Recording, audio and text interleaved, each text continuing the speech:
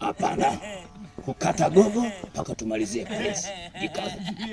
Ndugu waandishi wa habari, Jeshi la Polisi kanda maalum ya Malamba Mawili lingependa kufahamisha umma ya kuwa leo maeneo ya Malamba Mawili majira ya saa 8:30 mchana tumemtia nguvuni Malawi mmoja mwenye afya dhoofu lihali, akizua taharuki, akishawishi wenzake ya kwamba mwaka huu tusifunge, sababu zake akidai kwa sababu yeye ana vidonda vya tumbo. Aidha, Jeshi la Polisi lingependa kutoa rai kwa wananchi wote, hasa wale mnaopenda kuchanganya majina.